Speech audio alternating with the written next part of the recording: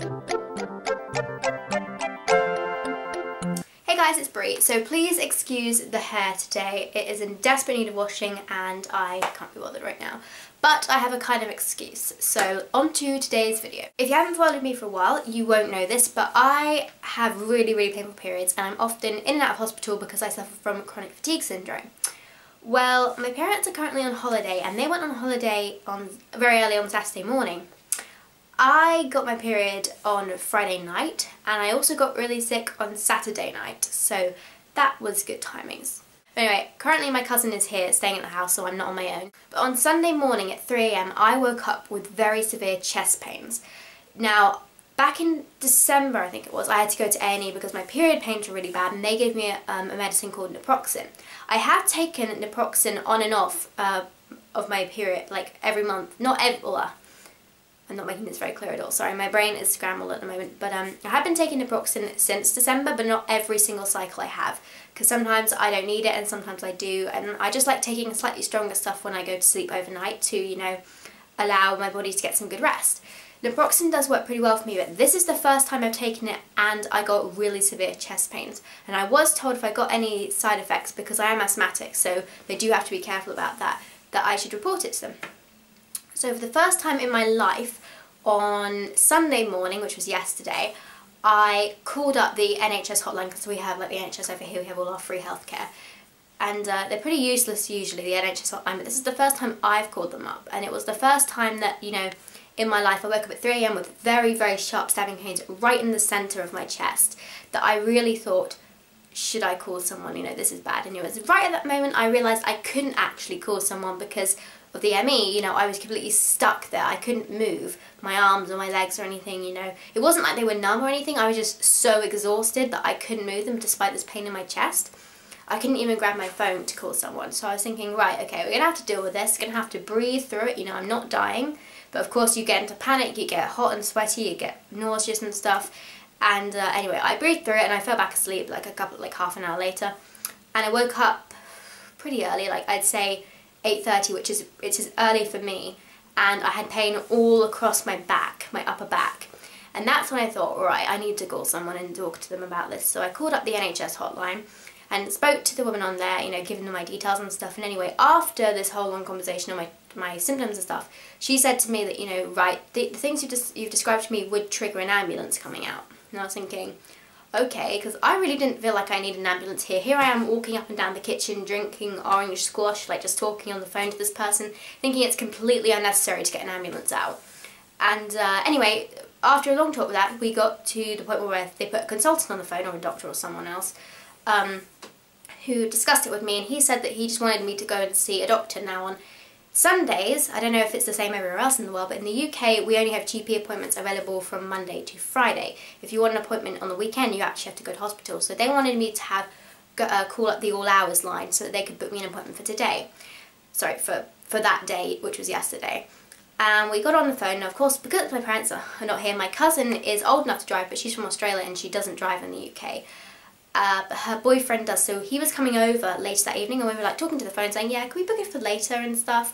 So anyway, we booked an appointment for 5:30, this was like at 10:30 in the morning, and I booked an appointment for 5:30 just to go and see the doctor. And basically, long story short, throughout the whole day I had on and off pains like in my chest, dull ache in my back, but on and off stabbing pains right in the centre of my chest. But they weren't spreading to my arms, they weren't going to my neck, I wasn't getting hot and sweaty again. You know, it was just the classic symptoms of, you know, growth pain almost, I guess you could say.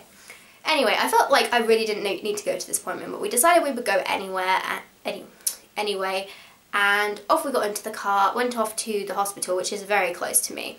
Went into there and we completely got lost because it actually turned out they had to open up the area which has the, what's the word, off-hours appointments. So we walked up and down, and eventually we found the doctor who was actually opening up this corridor just for me, and I felt so bad at this point because I thought I'd drag the doctor out just to see me and I didn't even feel sick.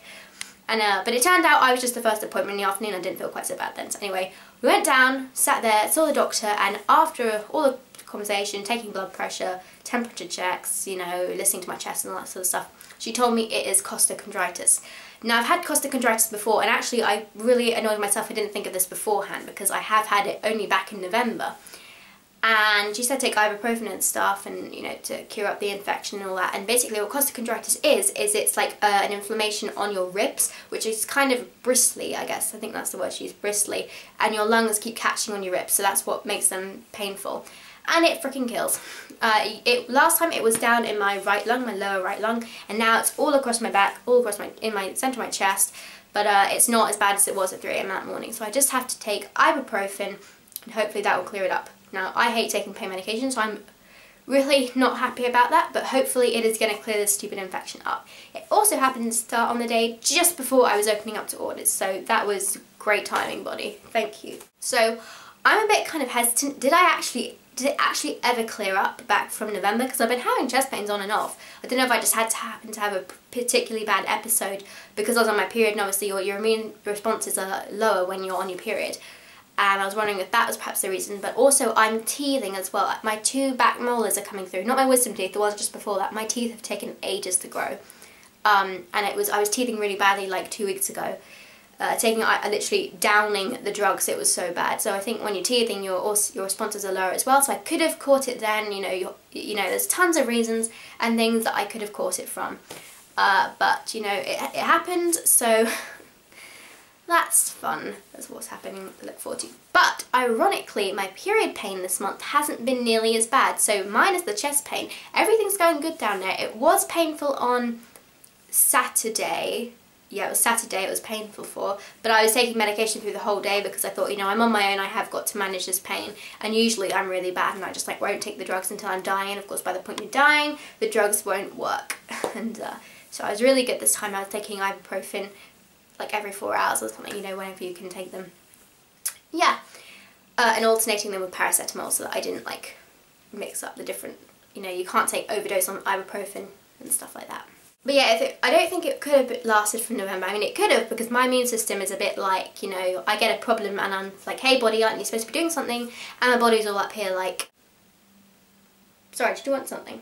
Useless. So basically, I just have to let my body try and fight this thing. My body's immune responses haven't been great, to be honest. I mean, I had the MMR vaccine when I was little, but they did a test a while ago now, and basically discovered that I'm not immune to measles. They didn't test mumps or rubella, but they do know that I'm not immune to measles anymore. And of course with ME, having vaccinations is not a smart idea, and actually I'm not willing to have them anymore either, because I've had a lot of bad experiences with vaccines, shall we say. So I don't know what's going on. They have tested my immune system in the past and they can't find anything in my blood work or any of that, so I've just got to see how it goes. But anyway, the one thing I have to say is thank God for menstrual cups, because throughout the whole episode yesterday, you know, I woke up and after I got off the phone to that woman and then we booked the appointment, went and put my menstrual cup in, and I didn't have to worry about my period until 10 o'clock last night after we finished watching movies. So that was really great.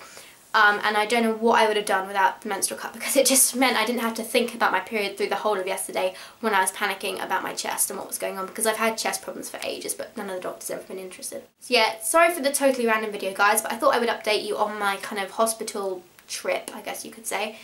And there are links down below to my Instagram, my Facebook page, my website, blah blah blah. Everything that's useful is down below. So thanks for watching guys, please subscribe and I will talk to you later. Bye bye.